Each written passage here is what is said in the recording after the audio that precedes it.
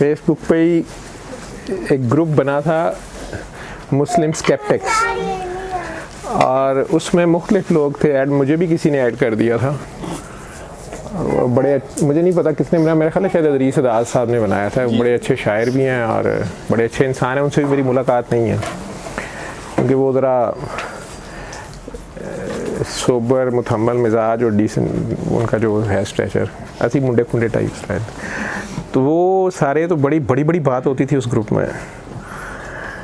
उसमें फ़वाद साहब भी आ गए और भी लोग थे, और मैंने भी कुछ लोगों को ऐड किया, मेरे इवन अपने एक भाई, एक मेरे बहनोई, एक दो और लोग। उन्होंने तो एक दो डिस्कशंस के बाद कहा कि जी ये तो बड़ी खौफनाक डिस्कशन है, बदतमीज़ी है, गुस्ताखी है, हम बर्दाश्त ही नहीं कर सकते। तो अदरीस अज़ाद साहब ने 2-3 बार उसमें क्लियर किया कि शक की गुंजाइश नहीं होती ईमान में, तशकीक की है। और उन्होंने उस नुक्ते को बयान किया कि ठीक है, हज़रत इब्राहीम अलैहिस्सलाम जैसा ईमान बड़े कम लोगों का है, तो वो ईमान बहुत ज़बरदस्त था उनका। उसके बावजूद उन्होंने अल्लाह मियाँ से कह दिया कि मैं मानता हूँ कि आप मुर्दा को दोबारा ज़िंदा कर लेंगे, लेकिन मैं वैसे ही देखना चाहता हूँ। तो ये तशकीक या तहकीक है, वो अल्लाह मियाँ को क्वेश्चन नहीं कर रहे थे, एक उनकी शौक़ था कि कैसे। तो इसे आप फ़िक्र, ज़िक्र से भी फ़िक्र समझ लें, फ़िक्र की फॉर्म तफक्कुर कह लें। उसका उन्होंने बेचारों ने, जो ग्रुप रन कर रहा होता है इस तरह का, उस वक्त तो खैर अभी लॉज भी, साइबर लॉज पाकिस्तान में ऐसी कोई बात नहीं थी। ये बेचारे मिशाल खान वाली मिसालें अभी नहीं आई थी, लेकिन फिर भी उसमें कुछ लोग, पता नहीं दुनिया सारी से थे, कुछ लोग बहुत ही ख़तरनाक और फजूल बात लिख जाते थे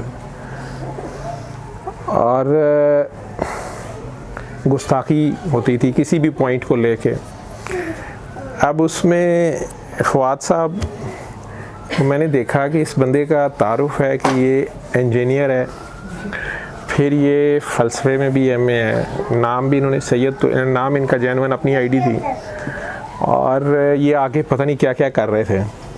ऊपर से ये जो उर्दू लिखते थे ना, वो जो जेन्युइन साइंटिफिक टर्म्स की जो सही उर्दू ट्रांसलेशन हो सकती है, और ऊपर से ये शायद रिफ्लेक्सली या अपनी इनकी सोच थी कि जो ज़ुबान बोलनी है वो पूरी बोलनी है, तो ये मिक्स गुलाबी उर्दू गुलाबी इंग्लिश नहीं करते थे।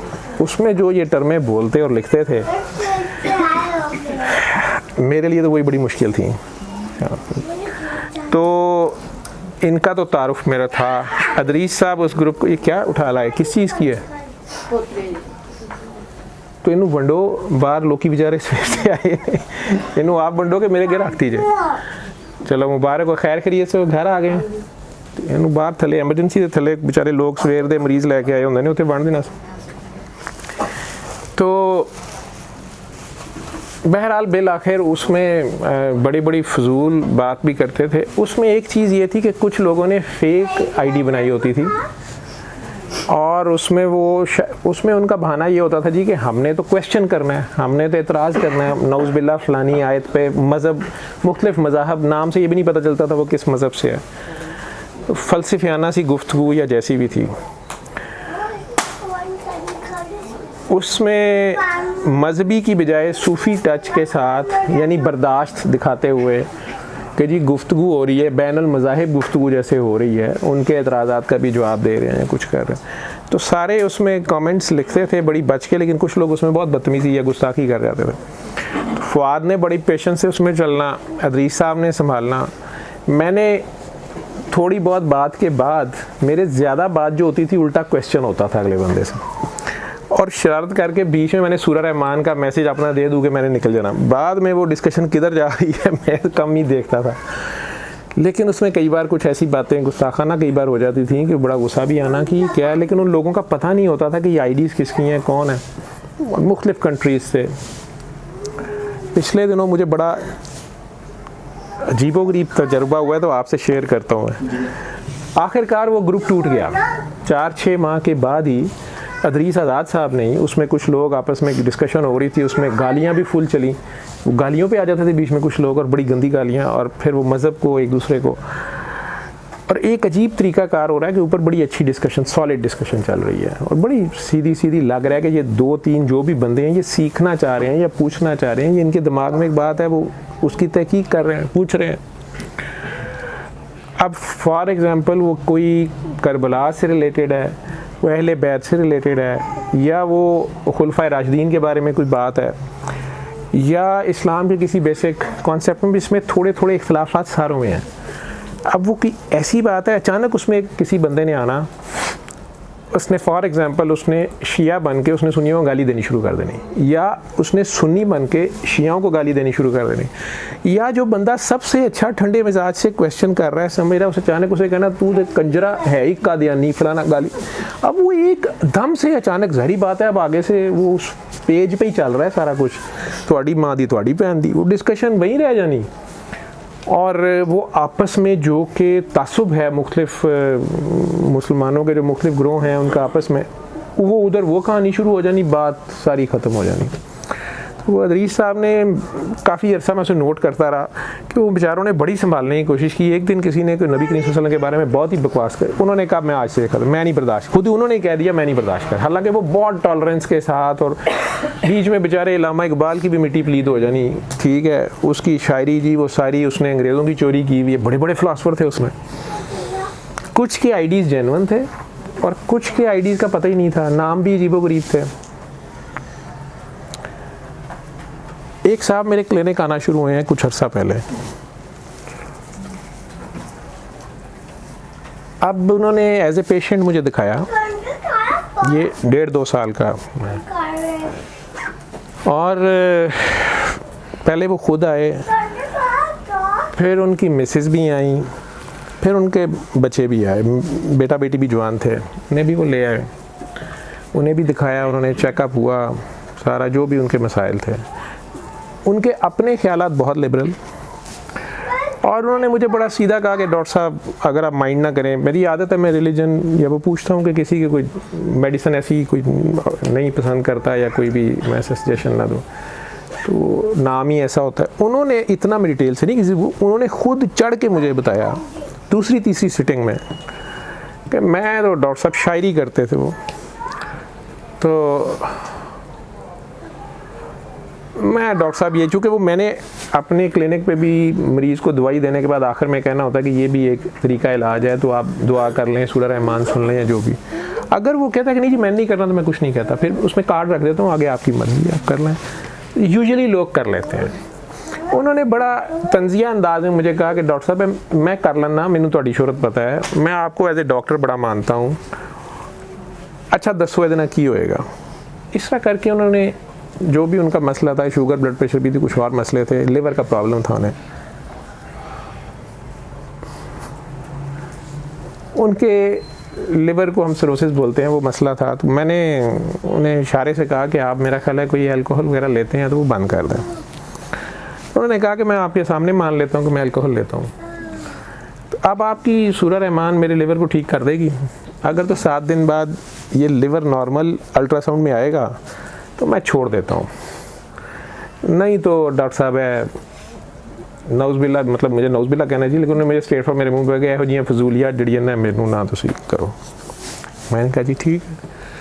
अब पता नहीं उन्हें क्या हुआ, वो एकदम से एग्रेसिव हो गए, कहते हैं कि आप गारंटी देना कि 7 दिन बाद नया लिवर होगा सूरह रहमान से। मैं कहा जी मैं गारंटी नहीं देता। कहते इसका मतलब आपको खुद अपनी बात पे यकीन नहीं है। मैंने कहा जी मुझे बिल्कुल यकीन है, लेकिन मैं ये भी साथ कह रहा हूँ कि शिफा मिन जानिब अल्लाह है, ये आपके अल्लाह के दरमियान है। अब अगर आप मुझे चेक कर रहे हैं या सूरह रहमान को, मेरा ऐसा कोई दावा नहीं है। मैं तो ये कह रहा हूँ कि if you have no hope, if you have no other remedy, तो आप इसको साथ कर लें। आप कह रहे हैं मैं इंग्लैंड से हो आया हूँ, मैं फ़लाँ जगह से हो आया हूँ, वो कह रहे हैं लिवर ट्रांसप्लांट कर लें, ये कर लें, वो कर लें, और साथ आप शराब छोड़ दें। तो अगर आप शराब छोड़ेंगे, आप तौबा कर लें सच्चे दिल से, तो अल्लाह पाक करम कर सकता है। ये जितना लिवर काम कर सकता है माशाल्लाह आप चल फिर रहे हैं, ठीक हो जाएगा। उन्होंने उसमें मुझे कहा कि डॉक्टर साहब सॉरी टू से मैं असल में एथेइस्ट हूँ, और पढ़े लिखे आदमी, मतलब मुसलमान, वो नाम भी उनका सारा कुछ। उन्होंने कहा अगर आप माइंड ना करें तो कुछ नहीं, उन्होंने और तारुफ नहीं दिया। उन्होंने कहा माए गुस्सा ना करो, मैनू मारना दियो, इस तरह की बातें। तो मैं नहीं मानता कोई अल्लाह शल्लाह, मैं चुप कर गया। मैंने कहा जी ठीक है आपकी मर्ज़ी है। एक आध विज़िट के बाद वो अपनी मिसेस को लाए।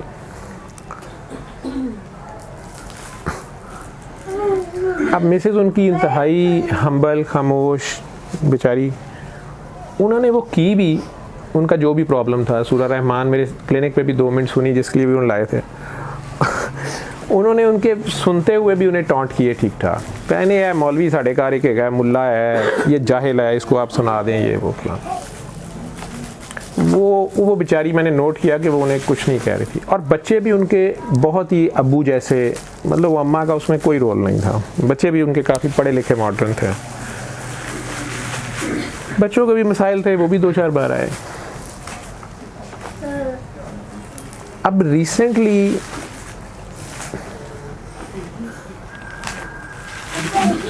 बड़ी फजूल और गंदी सी बात है, मतलब वो आए क्लिनिक पे, टाइम लिया उन्होंने, सुबह बड़ा डेस्परेट हो गए कि डॉक्टर साहब मैं दुनिया में आपके अलावा मुझे इस वक्त बस आपकी, मैं उस दिन टाइम मेरे पास था नहीं। मैंने कहा जी मैं पेशेंट्स, मैंने काफ़ी दिन बाद मैं दोबारा क्लिनिक में गया हुआ था बाहर, तो मैं नहीं डॉक्टर साहब मैं तो आके बाहर बैठ जाऊँगा, रात होएगी दिन होएगा। मैंने कहा अच्छा आप आखिर में आ जाएँ। तो मुझे लगा कि शायद इनका लिवर डीकम्पनसेट कर गया, तो इनकी तबीयत ख़राब है, या कोई ब्लड वॉमिट आ गई है, या कुछ बात वो कोई ना बताएं, लेकिन फ़र्स्ट टाइम मुझे घबराए हुए मिले वो।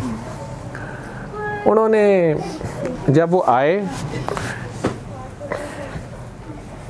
उनके बेटा बेटी भी साथ थे, अंदर आए। अब वो बड़ा अजीब सा माहौल, बहरहाल मुझे कहने लगे जी कि इन दोनों को सूरा रहमान सुनाएं। मैं परेशान, ये बंदा मुझे कह रहा है इन दोनों को सूरा रहमान सुनाएं, मतलब। और वो दोनों बच्चे वो बिल्कुल ऐसे जैसे वो मेरे सर पे एहसान करके अब्बे के साथ आ गए हैं। मैं वो बाजार ऐसे करके, वो बेटा भी बैठा हुआ है, बेटी भी बैठी हुई है। बीवी उनकी वाहिद, जिन्होंने मैं गया, जब मैं मतलब वो अंदर आए हैं, वो अंदर आके एक कोने में वो बैठ के उन्हें रोना शुरू कर दिया, वो रोई जा रही हैं। उन्होंने उनको फिर 2-4 गालियाँ निकाल कर, तू बाहर चली जाओ। वो बेचारी बाहर चली गई। अब मुझे कोई पता नहीं इनका क्या मसला है। मैंने फिर मतलब मेरा तो नुस्खे का चक्कर है, मैं क्लिनिक पे तो मैंने पैसे लेने हैं या कंसल्टेशन करनी टाइम है। मैं कहा जी आप मुझे कोई बात बताएंगे, मतलब सूरा रहमान तो फिर आप दुआ सेशन है या कुछ है। वो नहीं डॉक्टर साहब उधर नहीं आया जा सकता। मैं कहा जी आप मुझे कुछ बताएंगे।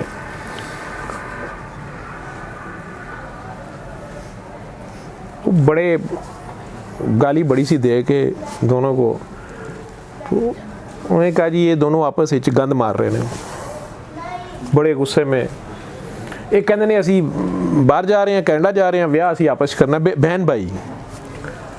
और अब ये साहब बेचारे सख्त परेशान, और वो कहे मैं अपनी अखा ना देखिया, और डॉक्टर साहब इन्होंने समझाओ।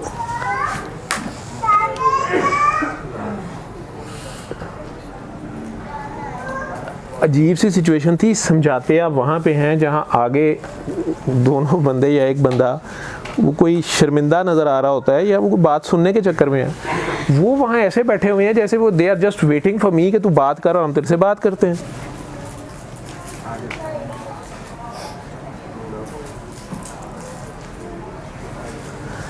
आप अंदाज़ा लगाएं, एक फिजिशियन है, वो क्लिनिक पे बैठा है और उसके सामने आके खुद फादर और वो 2 बहन भाई और वो पढ़े लिखे लोग हैं। अब उन्हें मैंने क्या समझाना है, और मुझे ये बात कोई समझ नहीं आ रही कि ये मेरे पास अब इन्हें ले आए हैं, मैंने क्या कहना है, मैं कोई समझ नहीं मुझे आ रही थी। मैंने उस बच्चे से कहने की कोशिश की, मैं कहा बेटा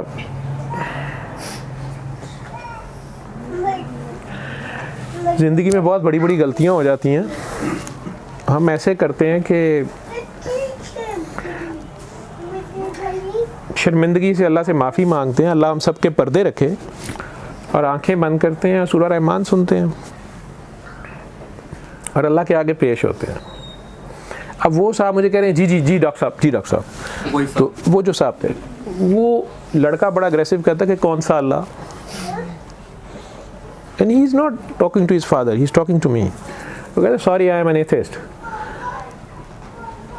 मैंने कहा जी चले, आप अपने आप को तो मानते हैं, तो आप अपने आप के आगे पेश होके सुन लें।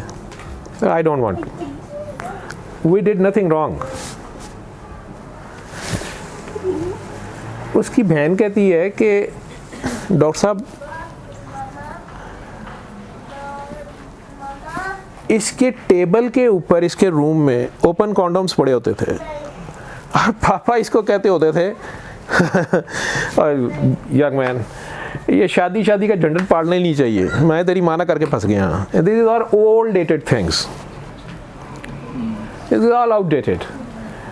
तो अम्मी ने एक दो बार बोलने की कोशिश की थी, माँ ने हमारी बीच में, तो इन्होंने कहा था कि ये सब इसलिए था ना कि बगैर शादी के बच्चा पैदा हो जाएगा तो उसका कोई जिम्मेदार नहीं होगा, तो अगर बंदा सेफ सेक्स करे बच्चा हो ही ना तो सब अलाउड है, शादी की ये खर्चे करने की ज़रूरत नहीं। तो we do agree with this policy. तो हम दोनों आपस में क्यों नहीं रह सकते? हमारा आपस में इतना प्यार है, हम किसी नए बंदे को ट्राई करें। We are in a relationship. Okay, ये बैकवर्ड कंट्री है, ये आउटडेटेड लोग हैं और हम बाहर जा रहे हैं। मैंने कहा जी मेरा ख्याल है कि ये वहाँ भी अलाउड नहीं होगा। वो कहते हु केयर्स, हमें रजिस्टर करने की क्या ज़रूरत है, we are in a relationship.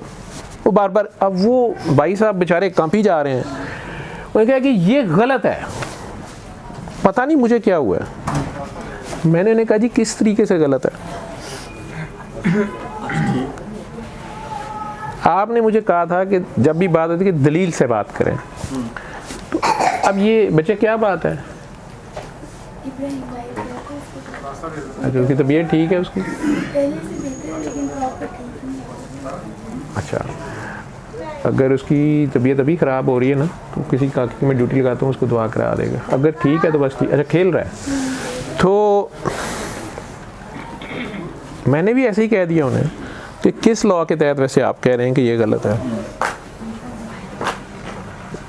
Doctor साहब बहन भाई हैं। तो मैं कह जी मज़हब के मुताबिक बहन भाई हैं ना, बहन भाई की शादी नहीं अलाउड है या कुछ। मैं कह एक दिन आपने मुझे हंस के कहा था कि आपको डार्विन की थ्योरी माननी चाहिए और सारा ये सब आउटडेटेड कहानी है आदम की, ये तो मुझे समझ ही नहीं आती, बहन भाई की शादी होती थी, ये होता था। मैं कहा आपको याद है? अरे डॉक्टर साहब इस वक्त पॉइंट स्कोरिंग का टाइम नहीं है।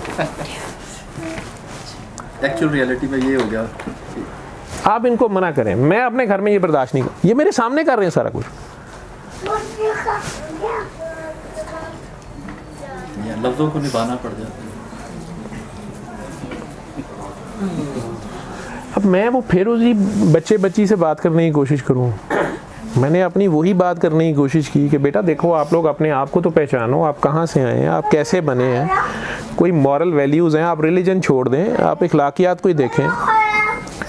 अब वो लड़की भी बोले लड़का भी बोले, वो कहे कि जी पापा ने खुद हमें ओपन माइंडेड रखा है, this is all back dated. जो उन्होंने कहा वही लौट के आ गया उनके पास। मैं तो आज तक वो अल्लाह से माफ़ियाँ बड़ी मांगी, मैंने अल्लाह से दुआ भी की है, लेकिन वो कहने लगे कि we are already having a group, we exchange boyfriend girlfriend, पता नहीं उसे क्या कोई टर्म उसने बोली।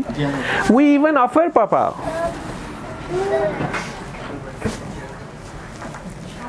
We can have exchange of partners, not permanent but may be for just test. मुझे अंदाज़ा हुआ कि ये तो अब जो है मतलब ये वो हद आ गई है जहाँ पे आप कुछ भी नहीं कर सकते। तो अब वो साहब ने, जो मैं सरप्राइज़ हुआ, वो एकदम उठ के मेरे पाँव में गिरे हैं और मैं कहना शुरू हो गया कि डॉक्टर साहब आपको याद है कि वो मुस्लिम स्केप्टिक्स के ऊपर मैंने आपको बड़ी गालियाँ निकाली थी। मैं कहीं मुझे तो ये भी नहीं पता कि आप उसमें थे। कई फेक आईडीज़ मुझे नहीं। उन्होंने 3 आईडीज़ मुख्तलिफ कोई नाम लिए, वो भी मेरी थी, वो भी मेरी थी, वो भी मेरी थी। और डॉक्टर साहब वो जो मैं कभी शिया बन के सुन्नियों गालियाँ देता था और कभी मैं वो किसी मतलब गालियाँ देता था, कभी मैं शियों गाली देता था सुन्नी बन के, और कभी मैं कुछ करता था, ये मैं अकेला नहीं था, एक ये मेरी थी और ये मेरे साथ 3 और दोस्त हैं, एक कोई ऑस्ट्रेलिया में था और एक कोई पता नहीं कहाँ था। और हम तो आप लोगों का मजाक उड़ाते थे, और आपका तो जब मुझे पता चला कि आप लाहौर में बैठे हुए हैं, तो मैं असल में आपकी जो कन्विक्शन है ये मुझे बड़ी पसंद आई थी। तो तो मैं तो आपके पास डॉक्टरी दिखाना तो आया, लेकिन मेरा मकसद ये था कि आपको मैं एनलाइटनमेंट दूं। आप किस जहालत में फंसे हुए हैं, तो जितनी कन्विक्शन से आप ये काम कर रहे हैं, आपका दिमाग खुले और आप दुनिया में और सोचें, एलोपैथी पे रिसर्च करें, और आप मतलब जो मजहबी पाबंदियों में फंसे हुए हैं उससे आगे जाएं। That was shocking for me. वो जो उन्होंने एडमिट किया ना, मुझे 4-5 साल पीछे ले गया। मुझे उनमें से 1-2 आईडी याद है, 1-2 आईडी मुझे नहीं याद है। वो खुद ही नाम ले रहे थे और वो खुद ही बोली जा रहे, रोई जा रहे हैं। मैं उन्हें उठा रहा हूँ नीचे से, वो उठ नहीं रहे। ठीक है, अब वो लड़का बड़ा आवाज़ार होके तो उठ के कहता है, नाउ यू प्ले गॉड, ये आपको सजदा कर रहे हैं, और अगर आप इनका मसला हल कर सकते हैं तो करें।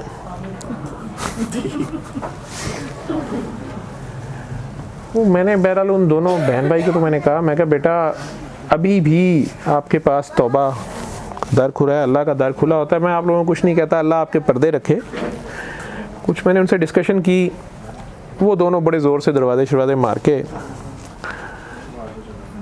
उनका एक ही बात था कि what is harm in it, we love each other rather than trying new people. जैसे किसी से लड़ी गई, किसी के मुंह से मुझे गंदी बू आती है, किसी में ये होता है, why not, I know my brother. बकौल उन साहब के, वो तो चले गए हैं बाहर।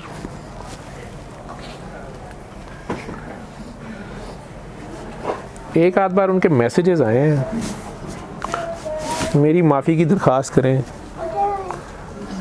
जी हाँ, ये मेरी माफ़ी की दरख्वास्त करें। मैं उन्हें कहता होता हूँ कि वो कहते हैं मैं सूरह रहमान नहीं सुन सकता। वो कहते हैं मैं नहीं सुन सकता, मुझे मेरा लगता है कि हार्ट पाउंड करेगा, बाहर आ जाएगा सिर्फ अल रहमान पे। वो मिसेज़ उनकी वाहिद हैं जो चारपाई पे हैं आजकल, बकौल उन चारी ने लिखा है कि इनके पेट में पानी पड़ गया है। वो सिरोसिस वाले के पड़ जाता है, पेट में पानी पड़ गया है, काले पखाने आते हैं, तो ये रोते रहते हैं। बच्चे बाहर चले गए हैं दोनों, वो नहीं बॉदर कर रहे हैं। और कसीदा बुर्दा शरीफ लगा के सुनते रहते हैं। मैंने कहा था उन्हें, मैं कहा आप ये सुने और आप इस तरह करें कि आप समझा करें कि आप मस्जिद नबी में हैं या सरकार दो आलम के रूबरू हैं, और आप उनसे माफ़ी की दरख्वास्त करते रहें। अब उन्होंने कभी कोई ऑब्जेक्शन नहीं किया। प्राइस बड़ी पे करनी पड़ी, पता नहीं, मुझे नहीं समझ आई। मैं उस वक्त से बड़ा शॉक्ड हूँ।